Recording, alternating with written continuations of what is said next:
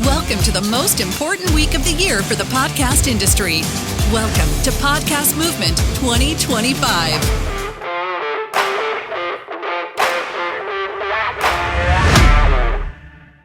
Welcome. This session, scripted podcast about American Afterlife. And the book is sitting there. Please feel free to take the book with you. Everyone who joins us today can have a copy of the book as long as they last. We have a pretty amazing group of people with us today. It's not every day that you have an accomplished actress who is still growing an amazing career, and a guy who has produced some pretty amazing movies that have been recognized over and over again over the years. And so I want to start out by, first off, thanking Gamut Podcast Division. Gamut is a part of Hubbard. And Jeremy Sinon, are you here? Jeremy, there he is, the guy raising his hand. After this session, please feel free to stop and talk to Jeremy and Gamut and what they're doing in developing and selling and distributing podcasts. Gamut's a very important part of this podcast project for us. Now, let me get to talking about who we have with us today. And Scarlett Estevez is not only somebody who will blow you away when you hear the trailer in a moment, but is someone that when you Google her, pops up millions of followers on social media. Scarlett has worked in film, television, and animation, starred as the lead in Disney Channel's action comedy Ultraviolet and Black Scorpion. She played Gwen in Bunked, was also in Christmas Again, which is a Disney film.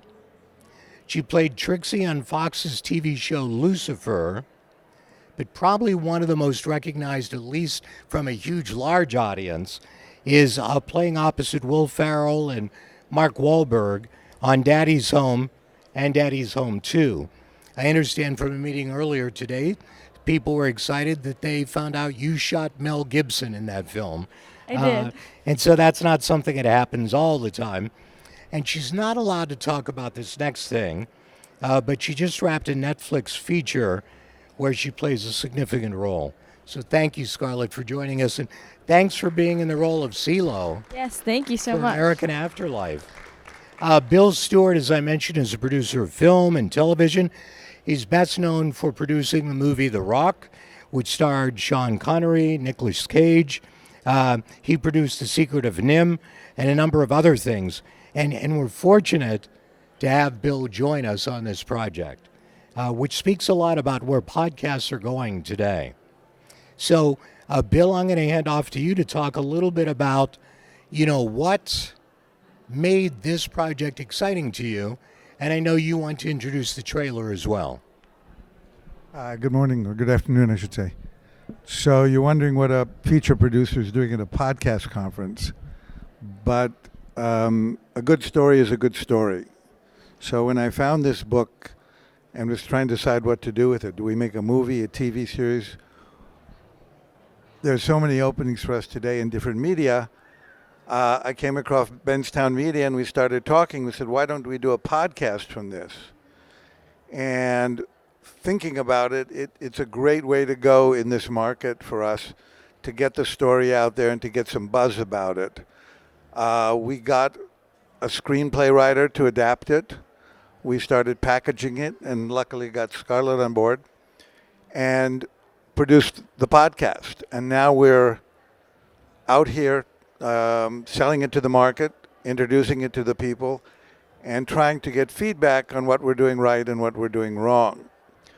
I come from a visual medium, so it was interesting to go to a medium which is just spoken word, but I couldn't quite get away from it completely, so we prepared a sizzle reel, which we'll show you, which will give you a gist and a tone of what we're talking about with the podcast.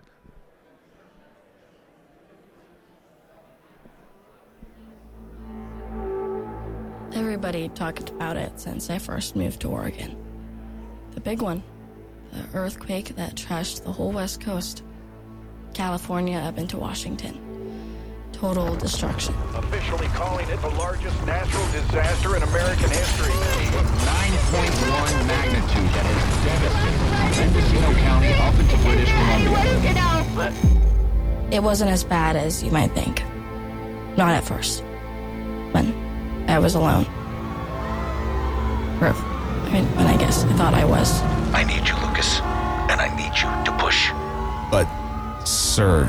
I have the bloody bodies of 10 guys inside a warehouse that was supposedly fully evacuated, and a teenage girl who can tell us what happened. All right? All right. Will you tell me about where we found you? How you wound up at that warehouse? I don't want to talk about that. This is going to be a very boring few hours, Cielo, if you don't tell us a bit more about what you saw out there. I had picked every house on my little hill clean. I just didn't know what would help me next. So I took it all. Even the gun. Did you kill them, Cielo? I just grabbed the gun and ran. I'd wasted enough days already. All right, it's time. Get up! We're not playing here. Come on, baby, swim! I knew I had to act fast. You're okay. You're okay. You're alive. Listen, lady. Lady? I just saved your life. Should've just let me drown. Be done with it. Better pray they don't find you. Who? Those guys? Those guys are up the river. They've been waiting for this for a long time. Charles, sir, it's Lucas. When I give you a target, I'm not asking for you to hit it tomorrow or later. My orders come before food. They come before sleep. They come before sex. I understand, sir. I don't think you do, son. You get the story of what happened from here, or we will beat it out of her and then punt her ass back over the border before she can go crying to the nonprofit orgs. I don't think... I don't need you to think. It was time. Time for what, Cielo? Time to find my mom. You know, we have files on her. Your mom was active on a lot of dark websites. I spent the next month wondering where she was. Whether she was alive. How I could find her. Now I wish I never did. American Afterlife, an audio drama by Benztown McVay Podcast Network Productions, in association with Aurora Productions and in partnership with Gamut Podcast Network. Available anywhere you listen to your favorite podcasts. Full season launching this fall.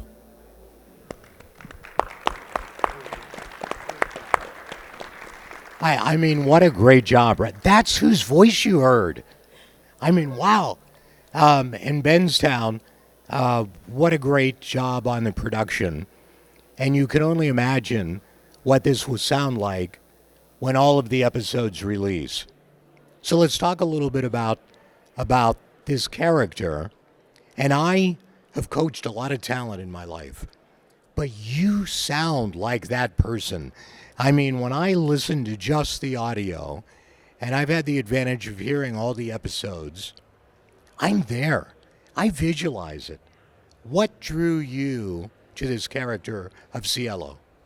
Yeah, I mean, I think Cielo is such a cool character today to play. I mean, I think in today's world, it's really hard to find a project where, I mean, I can be a female lead, and let alone a female lead who doesn't have any kind of aspect of, like, romance.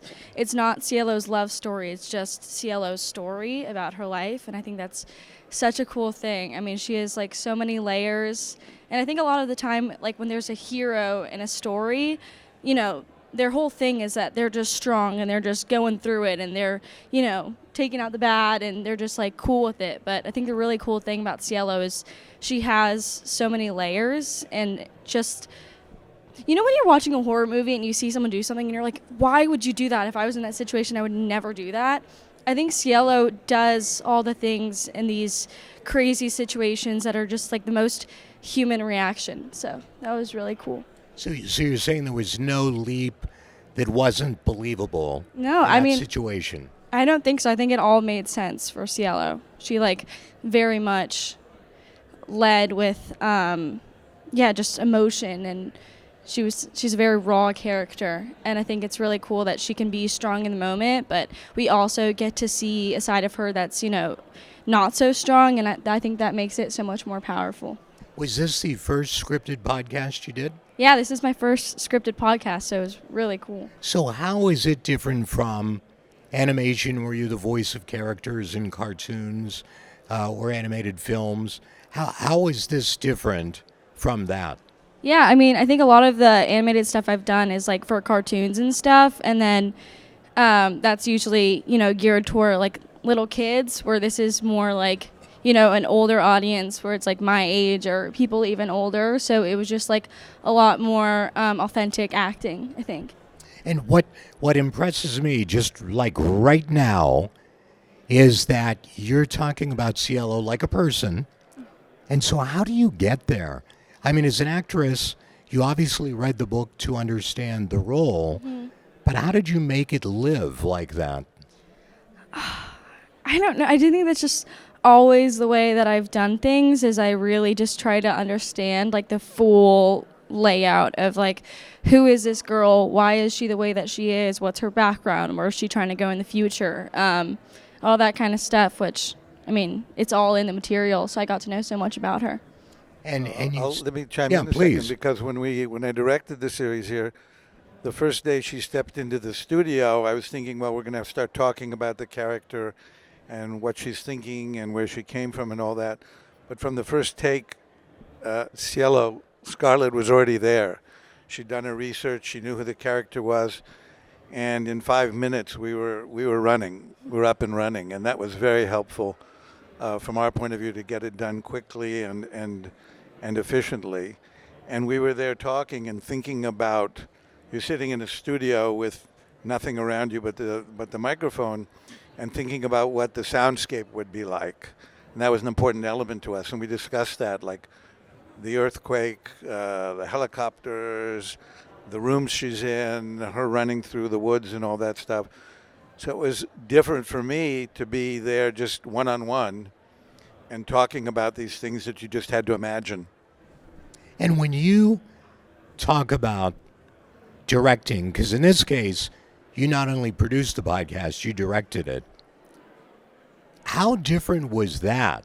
Because I'm sure for many here who are looking to work on scripted podcasts, it's still kind of the Wild West. It's still a frontier out there.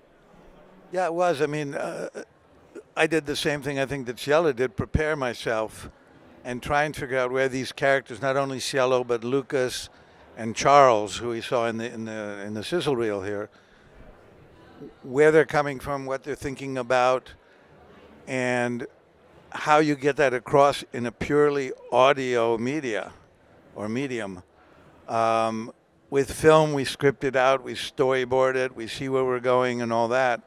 Here, it's all in the performance and then in the soundscape, but a lot of it is in the performance, and getting that out of Scarlett and others was the exciting part about it. You sort of close your eyes in the studio and listen to it and not watch them and say, okay, I get it. She's in trouble.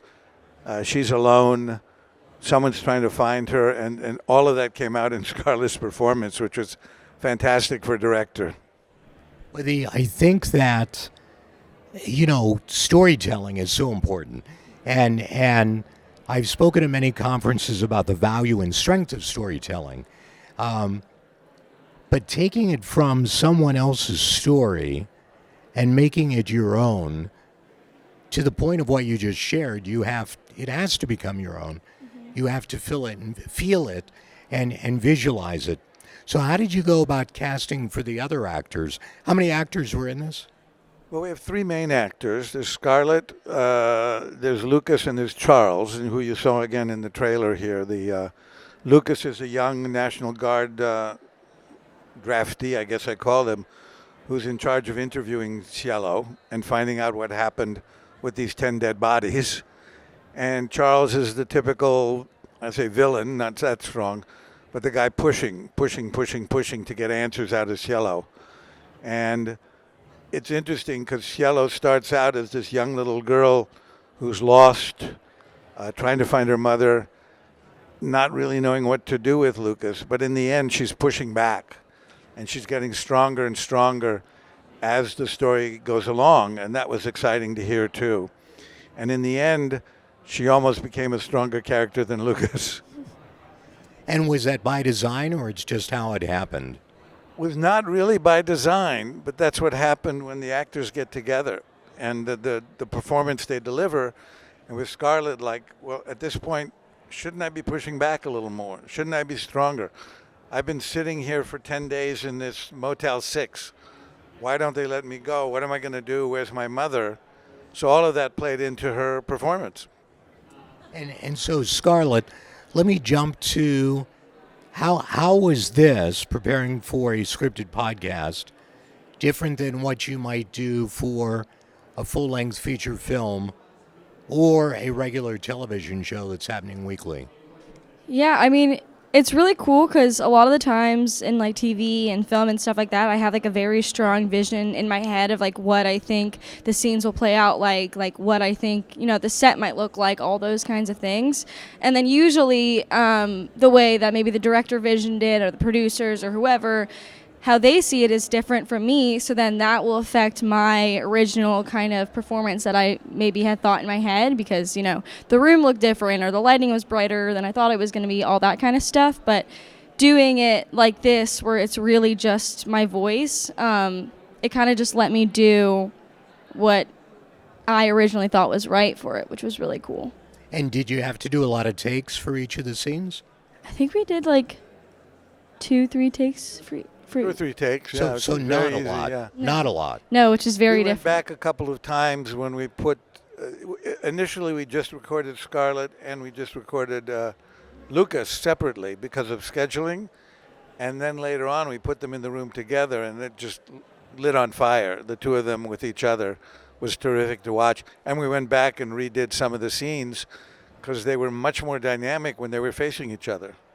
Well, and so to that end, Bill, you just mentioned, you know, you got them together and they build off of each other.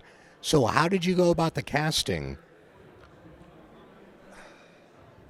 Notice the deep breath. Could you hear the deep breath? Casting is tough. I'll digress a little bit in saying I come from the production side, from features and stuff, and it has become very, very difficult. I don't know if you people know it or read about it, to make movies in Hollywood these days. So when you find a piece of material that needs a story that needs to be told, you find a way to tell it. People go to documentaries, people go to television when they can, or episodic. But finding a way to do this as a podcast was eye-opening to me, or ear-opening to me. There's a building audience out there, and as I said before, IP and a great story can be told anywhere. So when we got the story, I said, I'm going to treat this like a movie. Let's get a great script, or in this case, scripts. We have 6 episodes and a bunch of bonus material. Let's get that done. When we find we have a terrific script or the correct script, then we start casting. And these days, it's a lot about watching movies and seeing who's out there. And I hate to say I stumbled across Scarlett.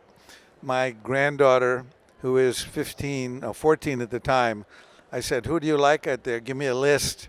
And she gave me a list of 10 names, and Scarlett was on that list.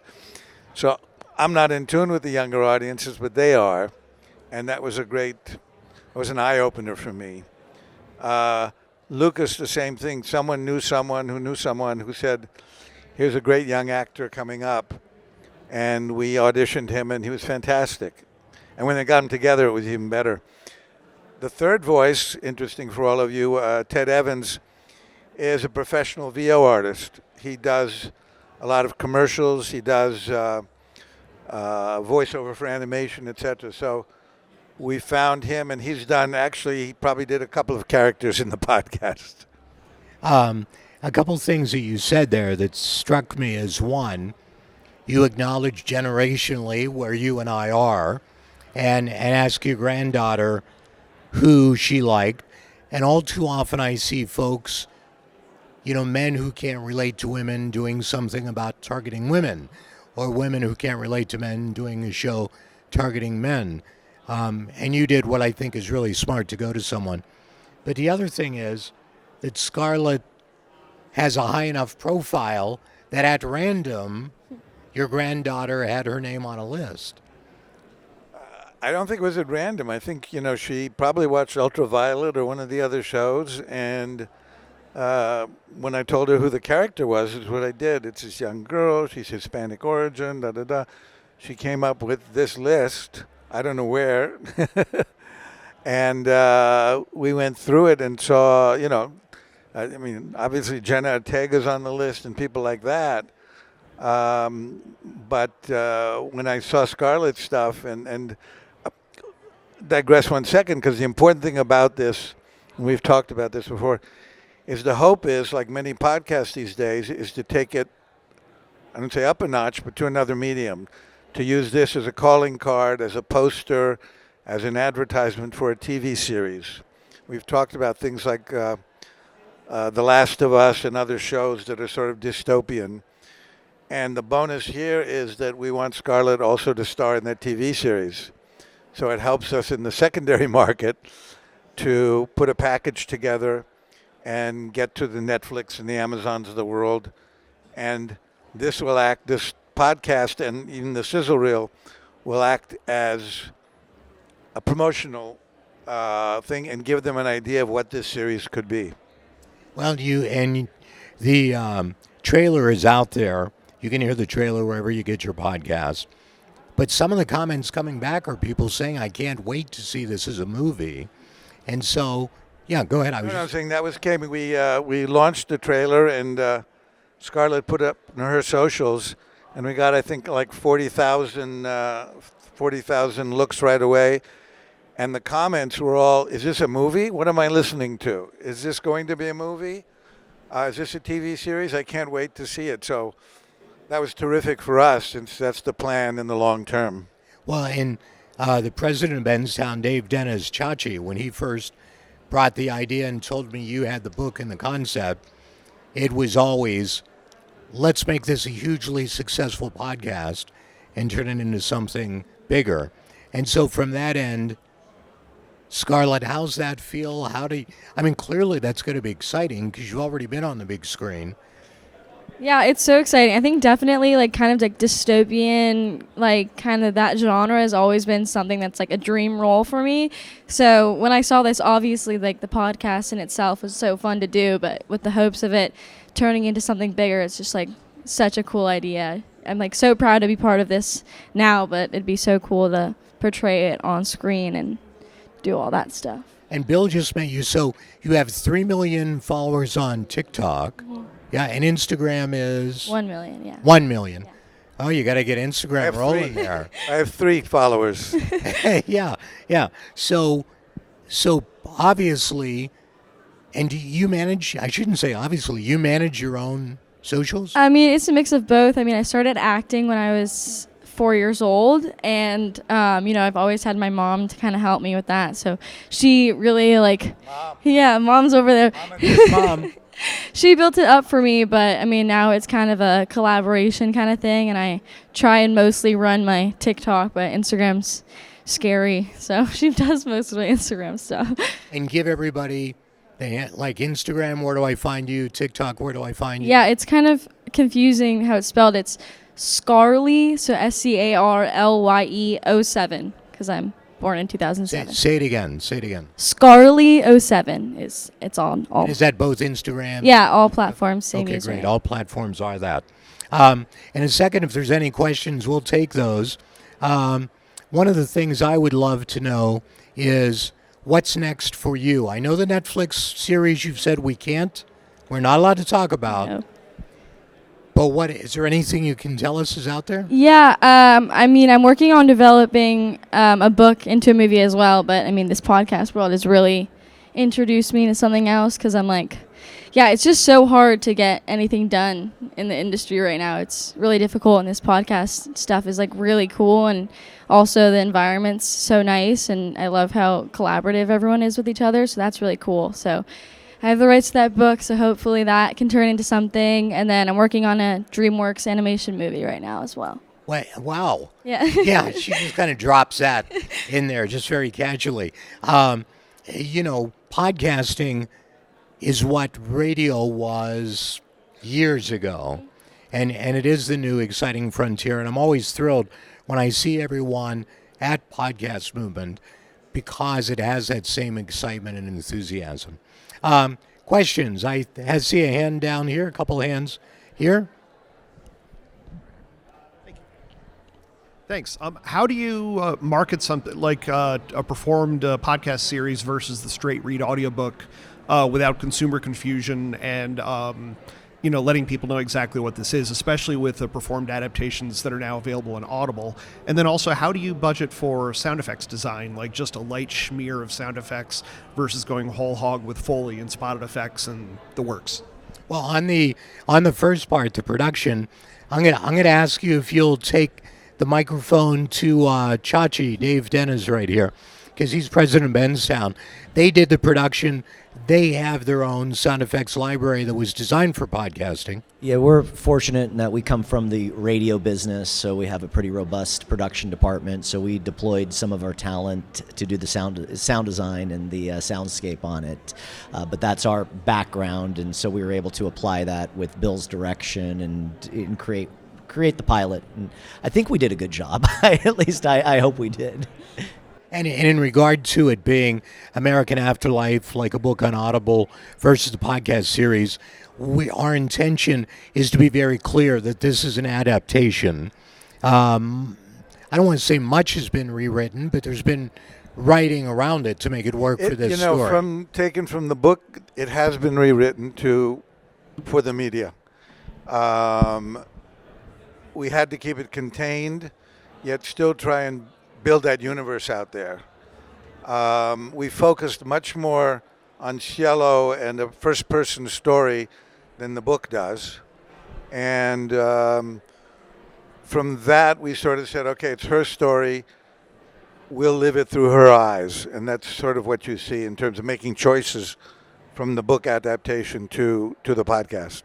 And when the series launches in the fall, there are 6 episodes, but we also have, are we calling it a mini-series or the bites? Little informational mini bits that go between, if we go on a weekly launch, that in the middle of the week, a Wednesday, let's say, there'll be another snippet released, which is about a minute of behind the scenes with the characters, not with production, but with the characters talking about things that happen within the framework of it. Question. Yeah, you kind of just answered sort of part of my question, or maybe there's some more to it. What were any other things that when you were adapting it from a book into this audio thing, were there any other surprises or pitfalls or things you needed to do to adapt it? I'm going to say no. I treated it like a movie, or a TV series, I should say, in this case, because we knew we were going to do episodes. So when we got the book and the screenwriter, I said, okay, here's what we're doing. We need 6 to 8 episodes, depending on what you got out of the book. We need a cliffhanger at the end of every half hour. And because of the adaptation, the question before, we had to make it Cielo's story. I don't think there were pitfalls at all. I mean, it was pretty smooth. I'd say if you're going to take an IP, a book, or some other idea and adapt it, you have to have a good writer. You always go back to having a good writer, knowing what you need at the end of the day. I mean, we didn't want to expand to 20 characters because that would just be confusing, so we kept it focused on our 3. And the bulk of it, when you hear this show, is really Scarlett and Cielo walking through this, and the other people are supporting her or trying to take her down. We have time for just one question.